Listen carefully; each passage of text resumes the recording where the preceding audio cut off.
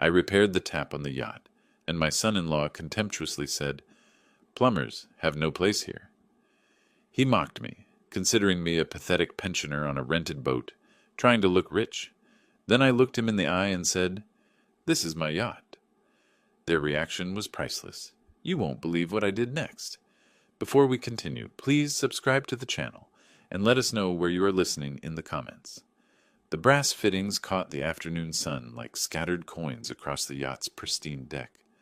I stood near the railing of the Serenity, hands clasped behind my back, watching my family approach the gangway. The Newport Marina stretched out before us, a forest of masts swaying gently in the May breeze. My heart hammered against my ribs. 2 months of planning had led to this moment. Derek stepped aboard first, his designer loafers clicking against the teak deck. His eyes swept across the yacht's length, taking in the polished chrome, the leather seating arranged beneath the canopy, the sophisticated navigation equipment gleaming in the pilot house. His jaw dropped for a split second before his familiar smirk returned. "Well, well," he said, running his manicured hand along the butter-soft leather of the main seating area. "How the hell did you afford this floating palace, Ronald?" The words hit me like a slap. Not Dad, not even Ron. Ronald. Always Ronald, delivered with that particular tone that made my name sound like something distasteful. Lindsay followed him aboard, her designer handbag clutched against her chest. She glanced around nervously, her cheeks flushing pink. "Dad, please tell me you didn't blow your entire retirement savings on this." Her voice carried that familiar note of embarrassment I'd grown to dread. "It's beautiful, Mr. Parker," Sarah offered gently, William nodding beside her as they stepped onto the deck. "Thank you for inviting us." Derek was already exploring, his fingers trailing across the control panel like he owned it. "This navigation system alone costs more than most people make in a year." "Jesus, Ronald, what were you thinking?" He laughed, but there was no humor in it. "Playing yacht club member at your age?" My chest tightened. I'd rehearsed this moment countless times, imagining Lindsay's joy when I revealed the surprise. Instead, I watched her fidget with her purse strap, avoiding my eyes. "I thought it would be nice for the family to spend some time together," I managed, my voice steady despite the storm building inside me. "Time together on what? Your midlife crisis?" Derek opened a storage compartment, peering inside like he was appraising inventory. "I mean, I get it. You want to feel successful, but this is just embarrassing. How much debt did you take on for this fantasy?" Lindsay touched his arm lightly. "Derek, maybe—" "No, honey. This is concerning." He turned to face me fully, his arms crossed. "Your father's clearly made some questionable financial decisions. We should probably have a family meeting about managing his assets before he loses everything." The words hung in the salt air like poison. Managing his assets. As if I were some doddering fool who'd stumbled into a yacht dealership with a credit card. "The rental company assured me everything was in order," I said carefully, keeping my voice level. The lie tasted bitter, but it was necessary. For now. "Rental?" Derek's eyebrows shot up. "Well, that's slightly less insane, though still pretty ridiculous for someone living on Social Security." My hands clenched behind my back. Social Security. I'd built 3 companies from nothing, sold them for figures he couldn't comprehend, invested wisely for decades. But I wore khakis and polo shirts, drove a modest sedan, lived in my same small house. To Derek, that made me poor. "Why don't you all explore below deck?" I suggested, needing space to breathe. "I'll prepare some refreshments." "Come on, babe," Derek said to Lindsay, already heading toward the cabin entrance. "Let's see how much your dad spent on his little boat adventure." They disappeared below, Derek's voice echoing up through the hatch. "Look at this marble countertop. Unbelievable. Your dad's completely lost it." Lindsay's nervous laughter followed. William approached me quietly. "It really is magnificent, Ronald. The craftsmanship is exceptional." I nodded, grateful for his kindness, but barely hearing him. From below deck came the sound of Derek opening and closing cabinets, his voice a constant commentary of disbelief and derision. Each word felt like a needle under my skin. Sarah joined her husband in exploring while I remained on deck, gripping the brass railing until my knuckles went white. The gentle waves lapped against the hull, but all I could hear was Derek's laughter drifting up from the main cabin, followed by Lindsay's voice. "He must have spent a fortune on this rental." It's so unlike him. Unlike him. My own daughter, discussing me like I was a stranger who'd suddenly developed delusions of grandeur. The sun felt too bright, the breeze too cold. I stared out at the harbor, watching other families enjoying their boats, and wondered if this had been a terrible mistake. But no, I'd planned this perfectly. They just didn't understand yet. More laughter from below deck, and my jaw tightened like a vice. The brass compass mounted near the pilot house caught my eye, its polished surface reflecting the afternoon light. I reached out and touched it gently, remembering another day, another moment when I'd touched this same compass and felt nothing but pure joy. 2 months ago, March 22nd, I stood in the showroom at Maritime Luxury Yachts, wearing my best navy suit, the one I'd kept for special occasions. The salesman, a polished young man named Trevor, guided me through the specifications of the Serenity for the 3rd time that week. The master cabin features a queen bed and full bathroom, Trevor explained, his voice professional but warm. The guest cabin has twin bunks that convert to a double, perfect for family trips. I nodded, imagining Derek and Lindsay's faces when they discovered their own private quarters. The yacht stretched 42 feet of pristine fiberglass and chrome, every surface gleaming under the showroom lights.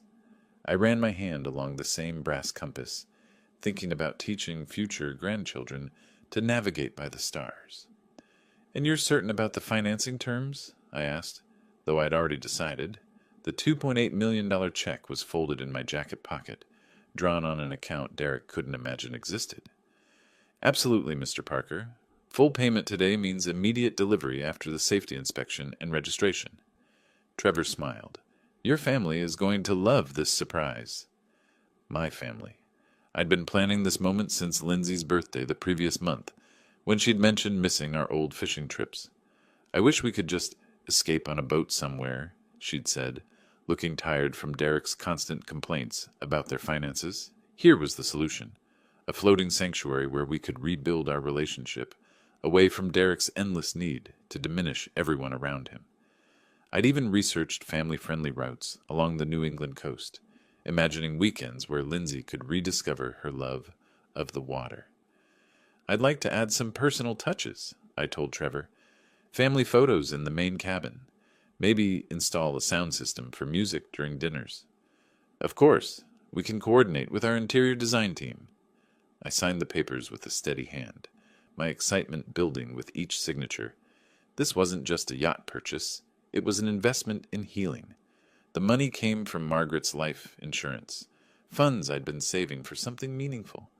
What could be more meaningful than bringing my daughter back? Trevor handed me the keys, 2 small pieces of metal that represented months of careful planning. "Will you be taking possession today?" "Next month," I said. "I want to surprise them by presenting it as a rental first, then revealing the truth during our trip." The strategy had seemed brilliant then. Let them enjoy the yacht without the pressure of knowing its true cost, then reveal the gift when they were already in love with it. I'd imagined Lindsay's tears of joy, her gratitude, maybe even Derek's grudging respect.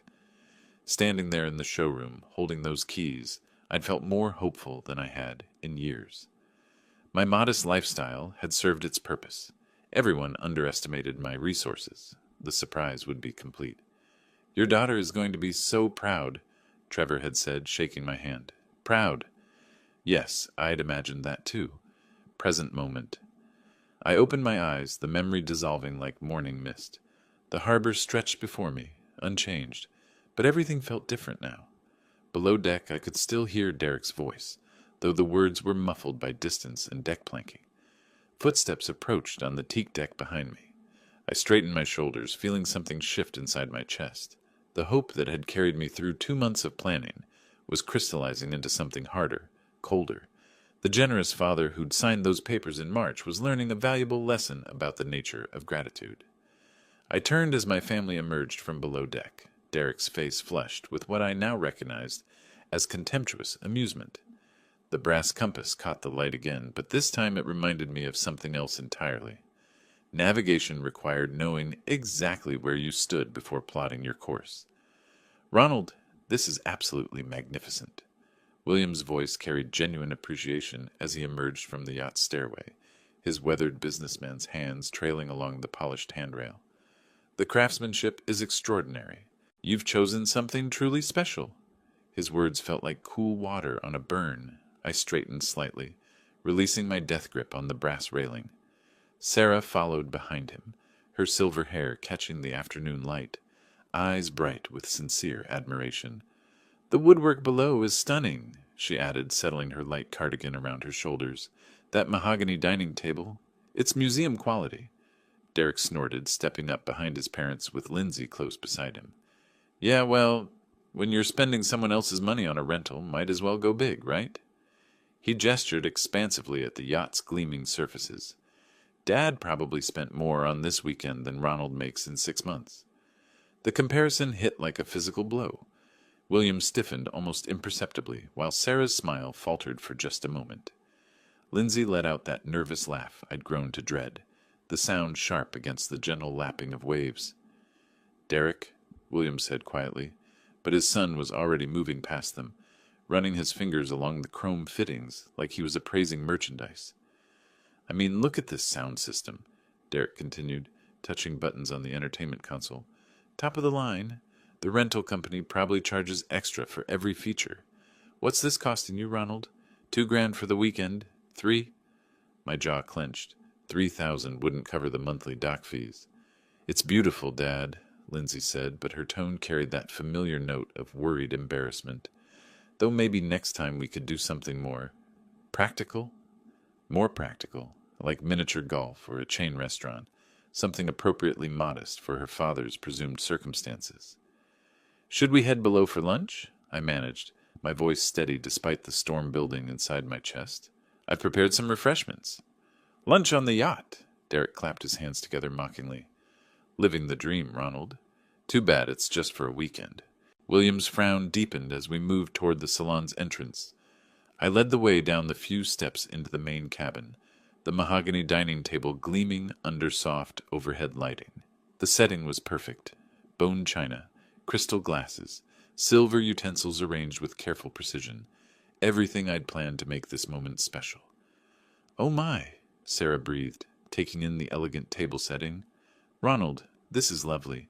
You've gone to such trouble." "No trouble at all," I replied, pulling out chairs for the ladies.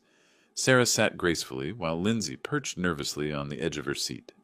Derek remained standing, examining the built-in bar with obvious covetousness. "Fully stocked too, I see. Premium brands." He lifted a bottle of aged scotch, checking the label. "This bottle alone probably costs more than most people's car payments." "Derek," William said more firmly this time.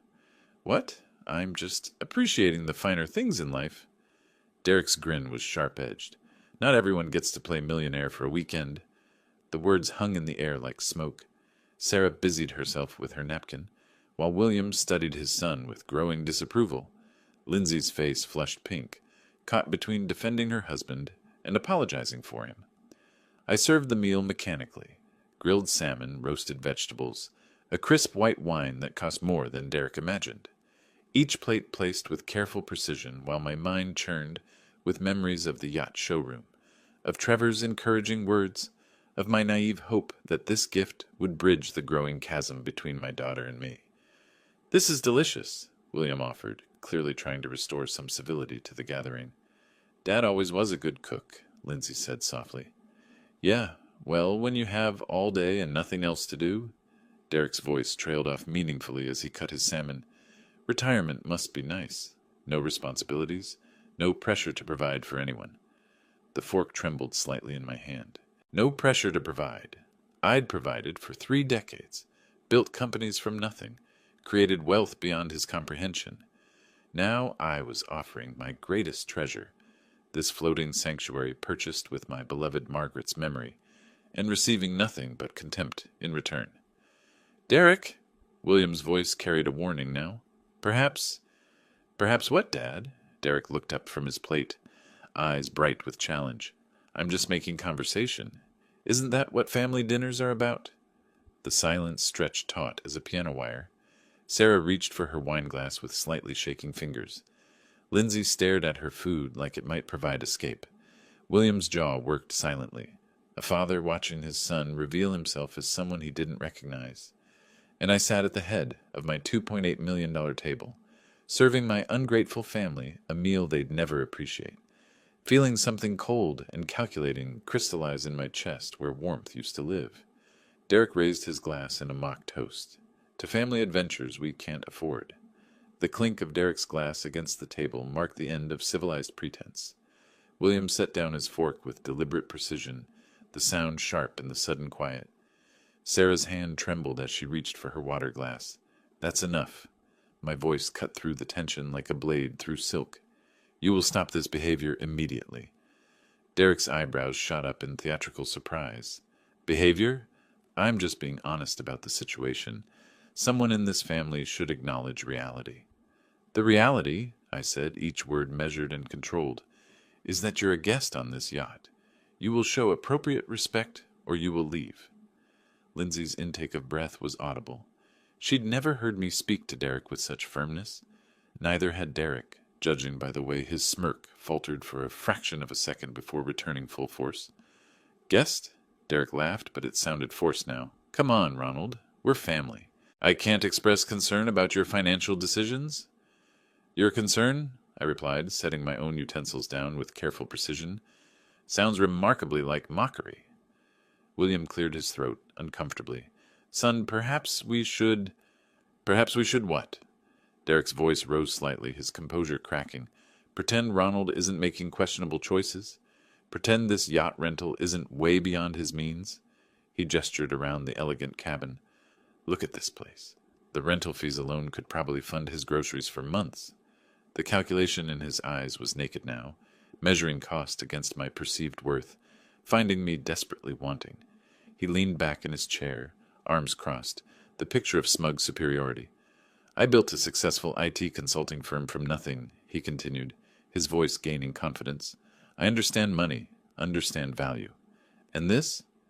He waved dismissively at the crystal in china. "This is someone trying to play in a league where he doesn't belong." Sarah's face had gone pale. William's knuckles were white where he gripped his napkin. Even they could see their son had crossed a line that couldn't be uncrossed.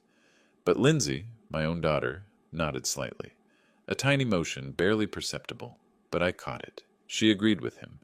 After everything I'd sacrificed, everything I'd given, she saw me through his eyes.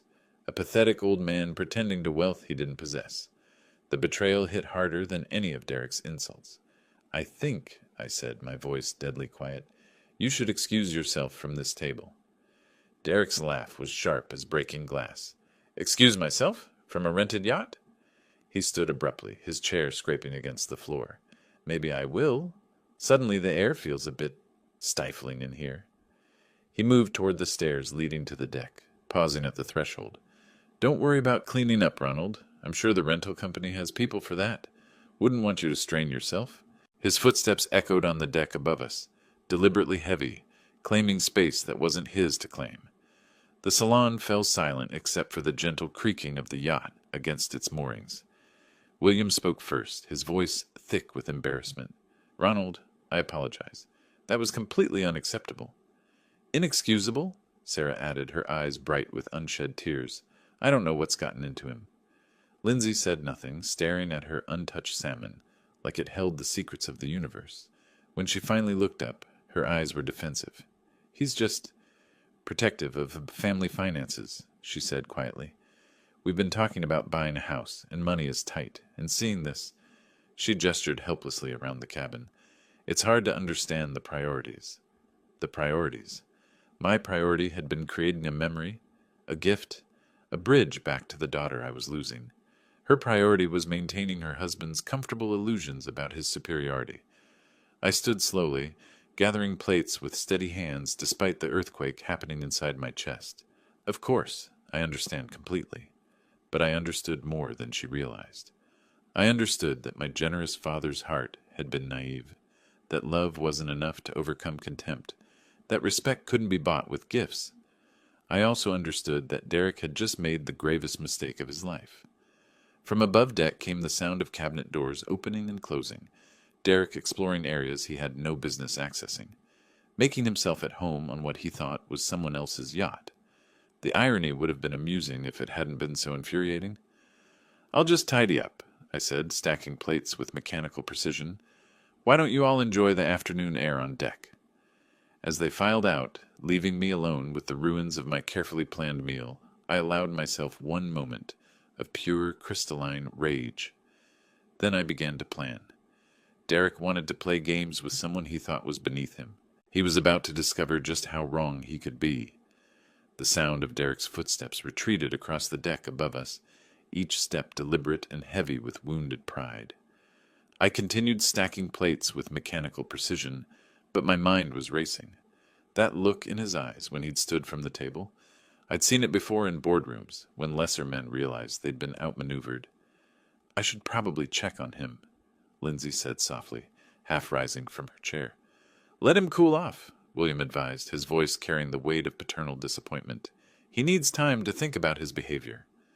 Sarah reached across the table to touch my hand. "Ronald, I'm so sorry. I don't know what's gotten into him lately." But I knew. Derek couldn't tolerate being corrected, especially in front of his parents. Men like him didn't accept boundaries. They tested them, pushed against them, found ways around them. Above deck, his footsteps had stopped. Then came the soft sound of a door opening and closing. The guest had, probably, or perhaps he was exploring areas he had no business being in. "He's under a lot of pressure at work," Lindsay offered weakly. "The consulting business is competitive." William's expression suggested he wasn't buying his daughter-in-law's excuses any more than I was. Pressure is no excuse for disrespecting your host. I listened carefully to the sounds from above and beyond, water running briefly, cabinets opening and closing, the soft scrape of something metallic. Derek was definitely exploring, touching things, claiming space. "Should we move to the deck for coffee?" Sarah suggested brightly, clearly hoping to change the atmosphere. "The weather is so lovely." "Excellent idea," I agreed, though my attention remained focused on the subtle sounds of Derek's movements. Something about his exploration felt different now, purposeful rather than curious. More metallic sounds, a faint grinding noise that made me pause mid-motion with the crystal glasses in my hands. That wasn't the sound of someone simply looking around. "Dad?" Lindsay's voice seemed to come from far away. "Are you all right?" "Fine," I replied automatically, setting the glasses down carefully. The grinding sound had stopped, replaced by the soft closing of what sounded like a cabinet door. Derek's footsteps resumed above us, moving back toward the main deck area. A few minutes later, he appeared at the top of the stairs, looking perfectly composed. If anything, he seemed more relaxed than when he'd left. "Sorry about that," he said, sliding back into his seat with a slight smile. "Just needed a moment to appreciate the craftsmanship. This really is an impressive boat." The complete reversal in his tone sent warning signals through my nervous system. Derek didn't apologize. Derek didn't admit he was wrong. And Derek certainly didn't compliment things he'd been mocking minutes earlier. "Feeling better?" William asked cautiously. "Much." Derek picked up his water glass, looking remarkably pleased with himself. "Actually, I was thinking maybe I should help with the cleanup. It's the least I can do after, well, you know." Lindsay's face brightened immediately. "That's sweet of you, honey." But I was studying Derek's expression, noting the way his eyes avoided mine, the slight upturn at the corner of his mouth that suggested private satisfaction rather than genuine remorse. "I could wash up the dishes in the galley," he continued. "Get familiar with the boat's systems. Might be helpful if we run into any problems." "Problems?" The word hung in the air like smoke from a distant fire. "That's very thoughtful," Sarah said warmly. Very thoughtful indeed. Derek offering to help with household chores was about as likely as snow in August. But there he sat, the picture of reformed behavior, practically radiating false humility. I stood slowly, every instinct screaming that something was wrong. "Why don't we all move to the deck first? The dishes can wait." "Oh, come on, Ronald." Derek's smile was bright as polished chrome. "Let me make up for being such an ass earlier, I insist." He was already moving toward the galley area, and I found myself following, drawn by a horrible certainty that I was about to discover exactly what those metallic sounds had been. "See?" Derek called cheerfully from the galley, his voice carrying that false brightness I was beginning to recognize as his tell. "Everything's perfectly—" "Oh!" The word dropped like a stone into still water. "Oh, what?" Lindsay asked, moving to join him. I was already moving past her, something cold settling in my stomach like winter fog. Derek stood at the galley sink, his hand frozen on the faucet handle, water streaming from the tap in an uncontrolled torrent. "It seems to be stuck," he said, tugging at the handle with theatrical effort. "Won't turn off properly. Must be one of those quirky old boat problems." But I was looking at the base of the faucet, where the chrome finish showed fresh scratches, deep gouges that hadn't been there this morning when I'd prepared coffee, scratches that could only come from someone using excessive force, or the wrong tool. "Let me take a look," I said quietly, moving Derek aside. The handle moved stiffly under my grip, the internal mechanism grinding in a way that spoke of damaged parts. This wasn't wear and tear. This wasn't even aggressive use. This was deliberate destruction disguised as an accident. "Probably just needs some WD-40, Derek suggested helpfully. "These marine fixtures take a beating." I knelt to examine the base more closely, running my fingers along the gouged chrome. The scratches formed a pattern consistent with plier marks. Someone had gripped the faucet with considerable force, twisting until something gave way inside. "Dad, can you fix it?" Lindsay asked, genuine concern in her voice. "It's definitely broken," I said, standing slowly.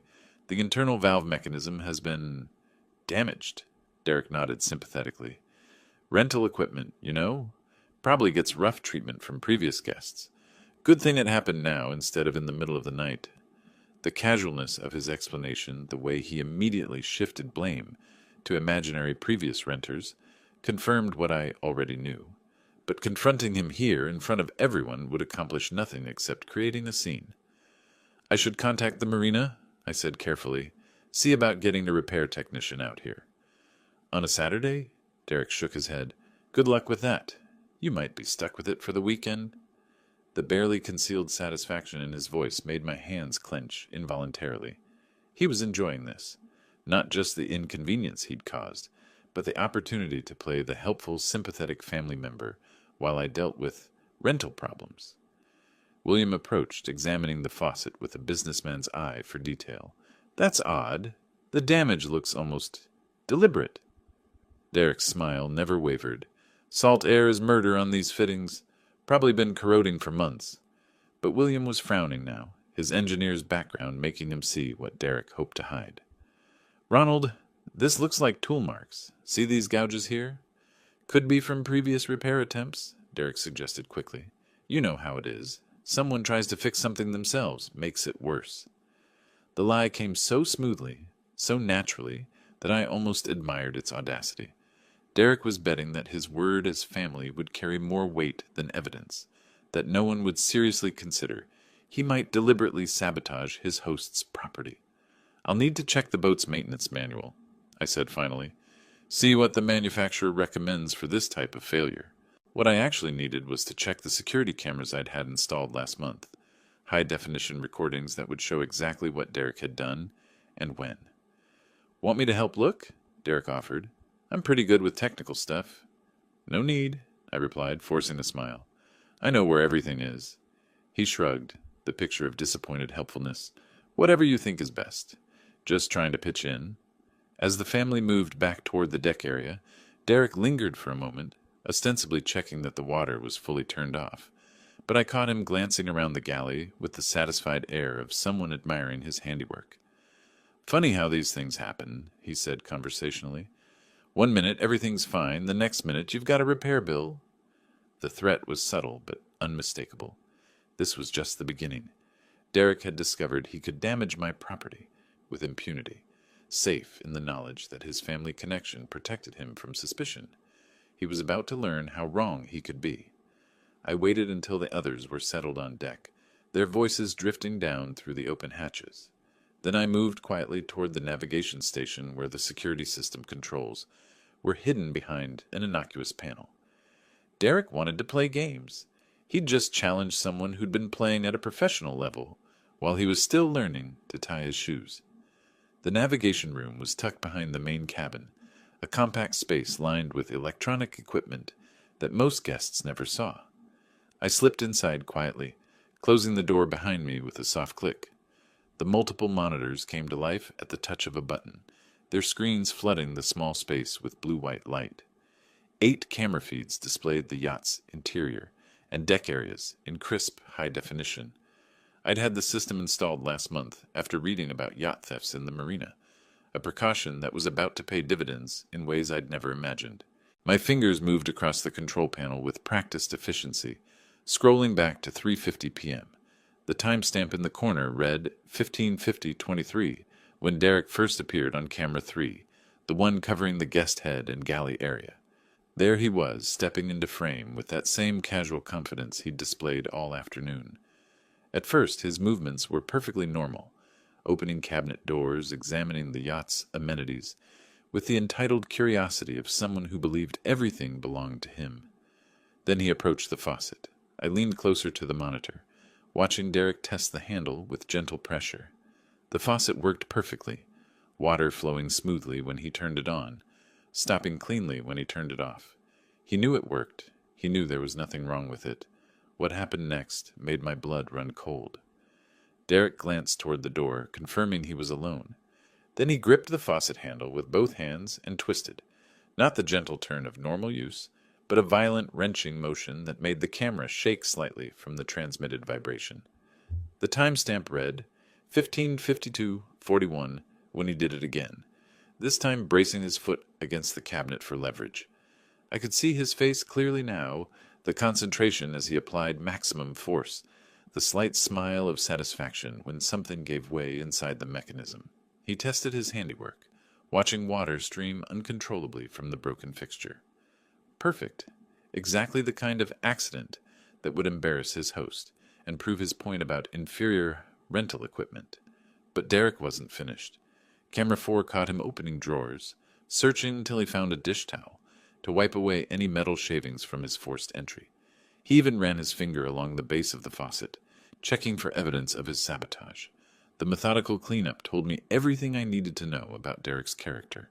This wasn't an impulsive act. It was calculated vandalism designed to humiliate me in front of my family. At 15:54:12, he stepped back to admire his work, that satisfied smirk spreading across his face like oil on water. He'd found the perfect way to put the presumptuous old man in his place, to demonstrate that people like Ronald Parker couldn't really afford the finer things in life. I copied the relevant footage to a portable drive, my movements automatic, while my mind processed the full scope of Derek's betrayal. This wasn't just about a broken faucet, it was about respect, about boundaries, about the fundamental contract between guest and host. From the dining area came the sound of Derek's voice, artificially concerned. "I hope Ronald isn't having too much trouble with that boat problem. These old rentals can be tricky." Old rentals. He was already spinning the narrative, painting me as someone foolish enough to rent a yacht beyond his means, someone who should expect problems with equipment he couldn't afford to buy. The irony would have been amusing if it weren't so infuriating. I ejected the drive and slipped it into my pocket, the weight of it surprisingly substantial for something so small. Evidence, proof, the kind of documentation that turned accusations into facts. Derek's voice drifted down from above. Maybe I should go check on him, offer to help. The false concern in his tone made my jaw clench. He wanted to help, all right. Help himself to a front row seat for my humiliation when I couldn't fix the problem he'd created. I powered down the monitors and stood in the darkness for a moment, listening to the gentle sound of water lapping against the hull. 40 years of business had taught me that evidence without strategy was worthless. Derek had given me the ammunition, but I needed to choose my moment carefully. The sound of footsteps above told me my time for planning was running short. I moved quietly to the yacht's tool locker, selecting a precision wrench set and pipe sealant from the well-organized compartments. My hands worked automatically, gathering what I needed while my mind churned through years of memories. The damaged faucet could be repaired. Marine-grade fixtures were built to withstand far worse than Derek's tantrum. But as I knelt beside the broken mechanism, images flooded back of all the times I'd fixed things for Derek and Lindsay, all the problems I'd solved with my checkbook and my patience. Lindsay's graduate school tuition, $40,000 over 2 years. I'd written those checks gladly, proud of my daughter's ambition to earn her MBA. Derek had been grateful then, or at least he'd performed gratitude convincingly. "You're incredible, Mr. Parker," he'd said, using the formal address that now seemed less like respect and more like distance. Their wedding, $25,000 contribution. The memory stung fresh as I worked the wrench around the faucet's base. I'd insisted on paying for the flowers, the photographer, the upgraded reception venue. Every father wants his daughter's wedding to be perfect. I told Margaret's picture that night, wishing she could have been there to see Lindsay in her dress.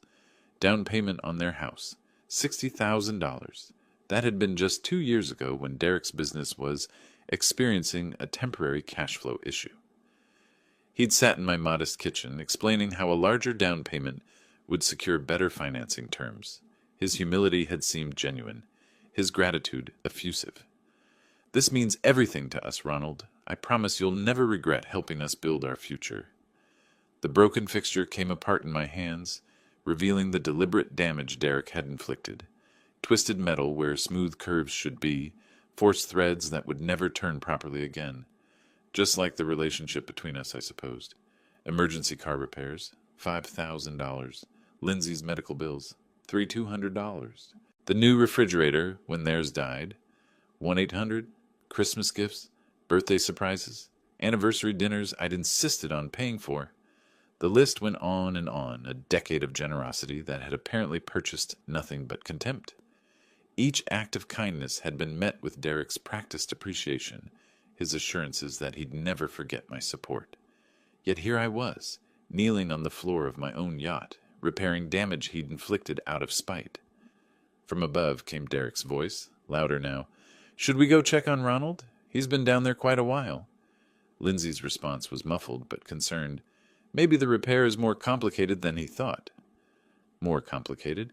Everything was more complicated than it seemed. The yacht they thought was rented. The wealth they assumed I didn't possess. The man they believed was beneath their consideration. I threaded new gaskets into place, my movements precise despite the anger coursing through my veins. This wasn't just about money, though the financial aspect was staggering when I tallied it all. Nearly $140,000 in direct assistance over the years, not counting the smaller gestures, the dinners, the gifts. It was about respect, about the fundamental expectation that kindness would be met with kindness, that generosity would breed gratitude rather than entitlement. Derek's footsteps approached the stairs. I'm going to see if he needs a hand. The faucet mechanism slid back into place with a satisfying click. Water flowed smoothly when I tested it, better than before, actually. Sometimes damage forced you to rebuild stronger. "Ronald?" Derek's voice carried that false note of helpful concern. "Everything okay down there?" I stood slowly, wiping my hands on a clean rag while calculating my next move. Derek thought he'd won some small victory by breaking my property. He had no idea that he'd just triggered a war he was spectacularly unprepared to fight.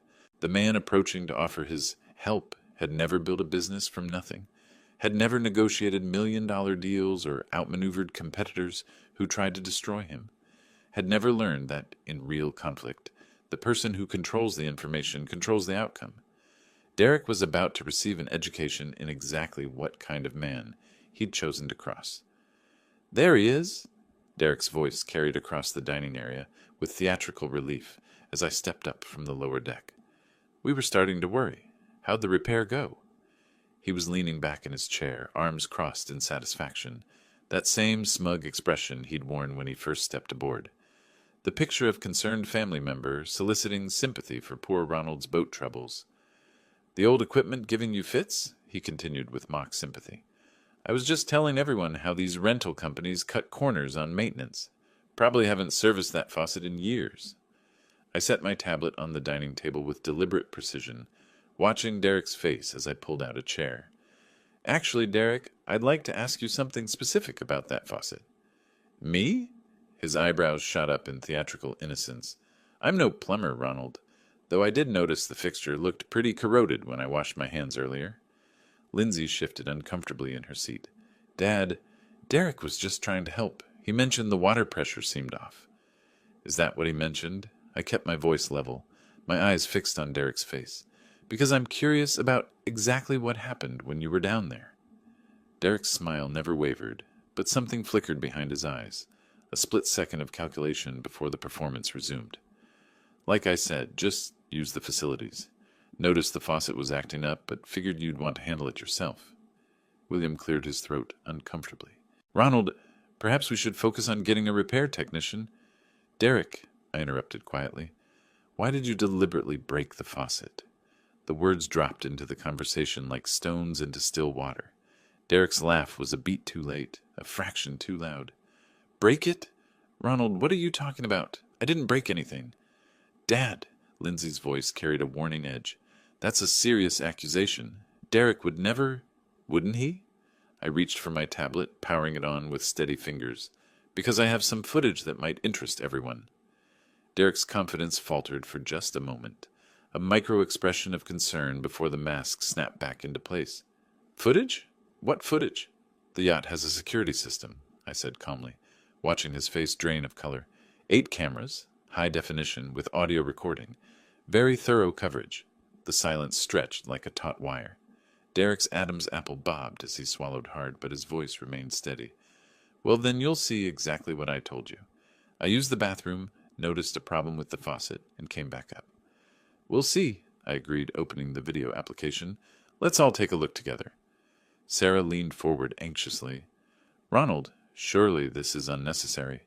No, William said firmly, his businessman's instincts recognizing something important was happening. Let's see what the cameras show. I touched the screen, scrolling to the timestamp. 15:50:23. Derek appeared in perfect clarity, stepping into the guest head with that casual confidence I'd come to despise. There you are, I said conversationally. Saturday, May 17th, 3:50 p.m., just after you left our table. Derek's jaw tightened as he watched himself on screen, but his voice remained defiant. So, you can see I'm just using the facilities. On screen, Derek approached the faucet and tested it gently. Water flowed perfectly when he turned it on, stopped cleanly when he turned it off. The fixture worked flawlessly. Interesting, I observed. The faucet seems to be functioning normally. Lindsay leaned closer to the screen, her brow furrowed in concentration. I don't understand what we're supposed to be seeing. Keep watching, I suggested, my finger hovering over the play button. The interesting part is coming up. Derek shifted in his seat, his earlier confidence cracking around the edges. This is ridiculous. You're making a mountain out of a molehill over a simple plumbing problem. But his eyes never left the screen, and I could see the exact moment he remembered what was about to happen, what the cameras had captured, what his arrogance had made him forget in his moment of vindictive satisfaction. The timestamp here shows 15:52, I continued, my voice perfectly calm. Watch carefully. The video played in crystal clear detail, 8 cameras worth of evidence about to destroy Derek's comfortable world of lies and assumptions. On the tablet screen, Derek glanced toward the door, confirming he was alone. Then his whole demeanor changed. Gone was any pretense of normal use. This was deliberate, calculated destruction. Oh my God, Sarah whispered as we watched Derek grip the faucet handle with both hands and wrench it violently to the side. The audio was crystal clear. The grinding of metal under excessive force, the sharp crack when something gave way inside the mechanism, Derek's satisfied grunt as he felt the fixture break beneath his hands. Derek! William's voice cracked like a whip. What the hell are you doing? On screen, Derek wasn't finished. He braced his foot against the cabinet for leverage, applying even more force until the internal valve mechanism snapped completely. Water began streaming uncontrollably from the broken fixture. Lindsay's hand flew to her mouth. This can't be... But there was no denying what we were all seeing. Derek stepped back from his handiwork with unmistakable satisfaction, that same smug smile he'd worn when he returned to the table. He even ran his finger along the base of the faucet, checking for evidence of his sabotage. The timestamp shows 15:54, I said quietly. You spent 4 minutes deliberately destroying my property. Derek's face had gone chalk white. There's an explanation. I was trying to fix it when it... Fix what? William's voice was deadly quiet. The footage clearly shows it working perfectly before you touched it. On screen, Derek was wiping away metal shavings with a dish towel, methodically cleaning up evidence of his sabotage. His movements were careful, practiced, the actions of someone who knew exactly what he'd done and wanted to hide it. You even brought a towel to clean up, I observed.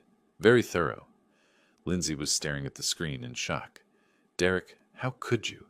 This is Dad's rental. He'll have to pay for damages.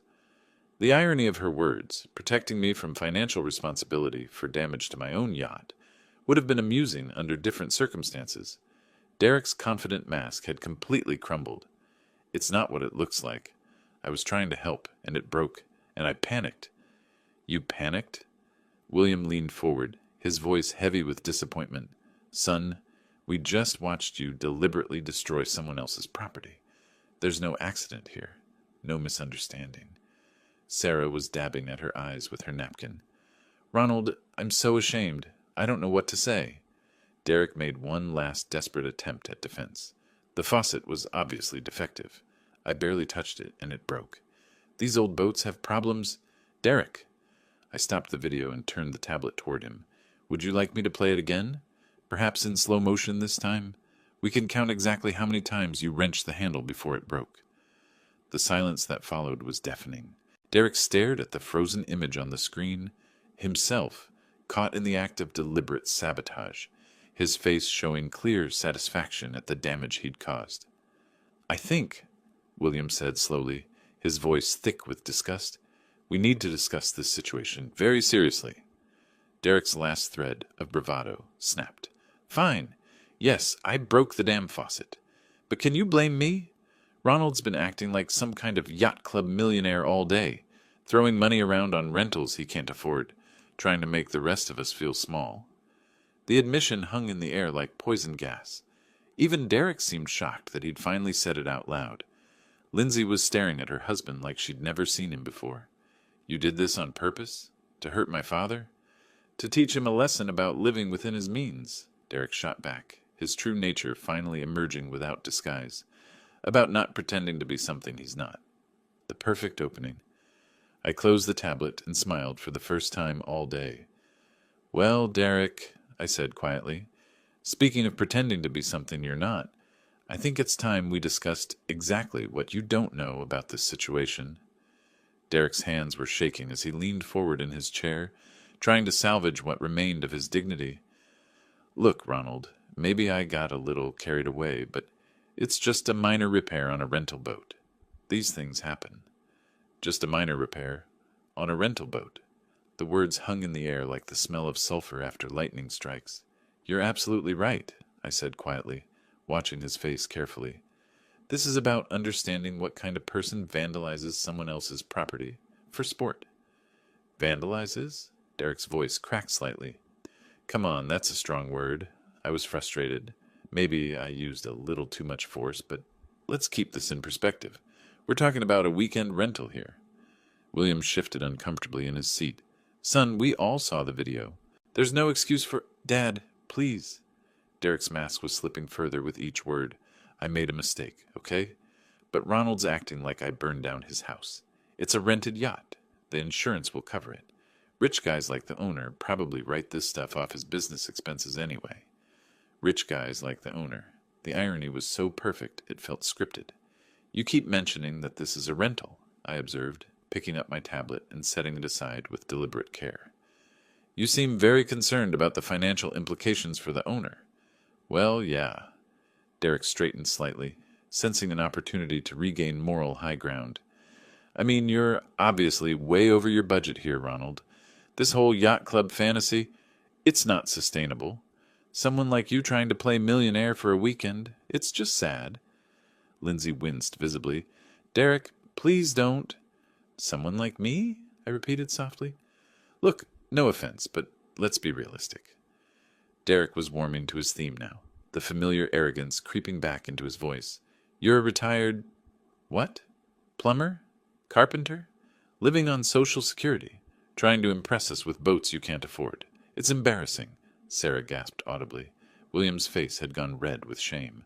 But Derek wasn't finished. Guys like you don't belong on yachts like this. You belong in fishing boats.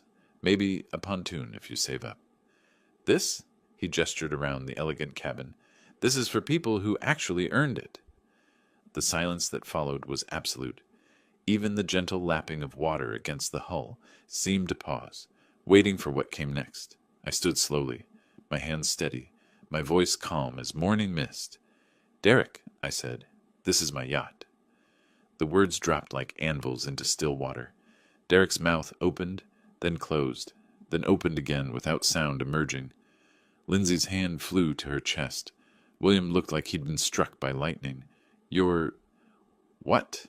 Derek's voice was barely a whisper. "My yacht," I repeated clearly. "I bought it in March for $2.8 million. Cash." The color drained from Derek's face so quickly I thought he might faint. That's not possible. The Serenity is registered in my name with the Coast Guard. The marina has my credit card on file for monthly slip fees. The insurance policy lists me as sole owner. I let each fact settle before continuing. I purchased it as a gift. Lindsay found her voice first. "A gift? For who?" I looked directly at Derek, watching understanding dawn in his eyes like sunrise over a cemetery. "For you and your husband," I said simply. "I was planning to surprise you today. Present it as a rental first, then reveal that it was yours to keep." The sound Lindsay made was somewhere between a sob and a gasp. Derek had gone completely white, his mouth working soundlessly. $2.8 million, William said slowly, his voice thick with dawning horror. "You were going to give them a $2.8 million yacht?" "Plus another $140,000 in direct financial support over the years," I added conversationally. "Graduate school, wedding, house down payment, various emergencies. I kept careful records." Derek finally found his voice. "We had no idea." "No," I agreed. "You had no idea that the plumber you've been mocking all afternoon was planning to give you a yacht worth more than most people's houses." The irony settled over the cabin like fog. Derek had spent the day sabotaging and mocking the very man who'd intended to make him a millionaire. "Ronald," Sarah whispered, tears starting in her eyes, "we're so sorry." But I was still looking at Derek, watching him process the full magnitude of what his arrogance had cost him. I corrected gently, was planning to give you a yacht." Derek's face went through a spectrum of emotions: shock, disbelief, calculation, and finally, desperate panic, as the full implications hit him. "Wait," he said, lurching forward in his chair. "You said was planning. That doesn't mean... we can work this out, right? Now that I understand the situation?" "Now that you understand the situation," I repeated quietly. "What exactly do you understand?" "That I made a terrible mistake. I had no idea this was your yacht, Ronald. If you'd known I owned it, you would have treated me with respect." I let the question hang in the air. "But since you thought I was just some poor retiree playing above his station, disrespect was acceptable?" Derek's mouth opened and closed like a fish gasping for air. Beside him, Lindsay was staring at her hands, finally beginning to understand the choice she'd made between her husband and her father. "That's not what I meant," Derek stammered. The stress of work and seeing you spend so much on a rental when..." "When what?" William interrupted, his voice sharp with disappointment. "When you decided your father-in-law needed to be taught a lesson about his place?" Sarah was dabbing her eyes with a tissue. "Derek, how could you do this? Ronald has been nothing but generous to this family." "I know that now," Derek's voice cracked with desperation. "But we can fix this, right? I'll pay for the faucet repair. Hell, I'll pay for a complete renovation of the galley. We can put this behind us." I walked to the yacht's large window, looking out at the peaceful harbor where other families were enjoying their boats, without sabotage or disrespect clouding their afternoons. "The faucet is already repaired," I said calmly. "Took about 20 minutes. Marine fixtures are built tough. They have to be to withstand the kind of deliberate abuse you inflicted." "Then what's the problem?" Derek's voice carried a note of desperate hope. "No harm, no foul, right?" I turned back to face him. "The problem, Derek, is that you revealed exactly who you are. When you thought I was vulnerable, when you believed I was beneath you, you chose cruelty. That's not a faucet problem. That's a character problem." Lindsay finally looked up from her hands. "Dad, I know Derek was wrong, but what, sweetheart?" I asked gently. "But I should overlook deliberate sabotage because he apologized after getting caught? But I should ignore years of subtle disrespect because he promises to do better now that he knows I have money?" She had no answer for that. None of them did. "The yacht remains mine," I continued. The gift offer is permanently withdrawn. Derek, I think it would be best if you and Lindsay gathered your things and left. You can't be serious, Derek protested. Over one stupid mistake? One stupid mistake? William's voice was incredulous. Son, you deliberately vandalized a man's property after he invited you aboard as a guest. You've spent the afternoon mocking and belittling him. Even now, you're more concerned about losing a gift you never knew existed than about the hurt you've caused. Derek looked around the table, seeking support that wasn't there. Even Lindsay couldn't meet his eyes. Fine, he said finally, standing abruptly. Come on, Lindsay, let's get out of here. Lindsay stood slowly, looking torn between following her husband and staying with her father. Dad, You made your choice clear today, I said softly. I hope it was worth it. As Derek and Lindsay gathered their belongings and headed toward the gangway, William approached me. Ronald, I can't begin to express how ashamed I am of my son's behavior. If you'd prefer us to leave as well? Absolutely not, I said firmly. You and Sarah have shown nothing but respect and grace. Please stay. Let's enjoy the rest of this beautiful afternoon as it was meant to be enjoyed. Through the window, I watched Derek and Lindsay walking down the dock toward the parking area, Derek gesticulating angrily while Lindsay walked in silence. They looked small against the backdrop of the harbor, diminished by their own choices. Sarah joined William and me at the window. Do you think they'll be all right? Derek will land on his feet, I said. Men like him always do. As for Lindsay, I sighed, she'll have to decide whether she wants to build a life with someone who destroys bridges out of spite. William poured 3 glasses of wine from the bottle we'd opened earlier. To character, he said simply. To character, Sarah and I echoed. As the sun moved lower toward the horizon, painting the water in shades of gold and amber, I felt something I hadn't experienced in years. Perfect peace. Justice had been served not through revenge, but through natural consequences. Derek had destroyed his own inheritance with his own hands, just as surely as he'd destroyed that faucet. The brass compass caught the afternoon light one more time, pointing true north as always. If you liked this story, please like this video, subscribe to the channel, and share your impressions of this story in the comments. To listen to the next story, click on the box on the left. Thank you for watching.